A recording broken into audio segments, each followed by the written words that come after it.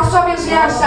Enquanto você ora aqui, Deus trabalha na sua família. É orando que se recebe.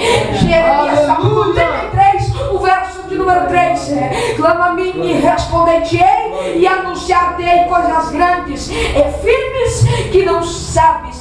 Clama ao Senhor que a tua vitória vai chegar. Quem sabe você chegou aqui pensando em desistir, pensando em parar, mas hoje é a noite que Deus vai te reformar. É hoje que Deus vai mudar a tua história. É a noite que Deus vai mudar o teu ministério, a tua vida, o teu trabalho. É hoje. Se você acredita, abra sua boca e joga um glória para o Senhor. Meu Deus, aleluia. Todos os dias, Pedro e João subiam ao templo a hora da oração a nona, que é aproximadamente 3 horas da tarde. Meu Deus, em paz. E Pedro e João, quem sabe, iam conversando naquele dia. Glória, glória a E Deus. de longe, imagino eu viajando no pensamento, na imaginação. Imagina agora de longe aquele coxo, olha aqueles 2 homens, Pedro e João vindo de longe. Ele olha para eles e diz: o que esses caras têm? Esses caras são bem diferentes. Eles têm um brilho no olhar. Eles são diferentes.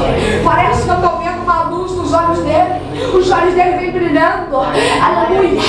Eles são bem diferentes. A Bíblia diz que crente é diferente. Crente não é igual. Crente não fica em cima do muro. Crente é diferente.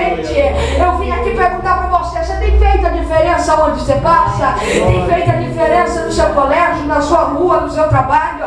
Crente tem que fazer diferença, irmão. Crente não tem que se conformar, porque nos dias de hoje tem muito crente conformado com o mundo. Tem muito crente que está assim com o mundo. Mas Deus precisa de pessoas diferentes, verdadeiras, que mediante a prova não esteja no mundo, mas esteja andando conforme a sua palavra. Porque onde tem crente diferente, resplandece a glória de Deus. Quem sabe você chegou aqui, você não vê, você não vê nada, mas que olha lá fora, ali está passando ali está passando noite. Eu estou vendo a glória do Senhor na vida dele. Eu posso até não ser crente, mas eu consigo ver a glória do Senhor na minha vida. Porque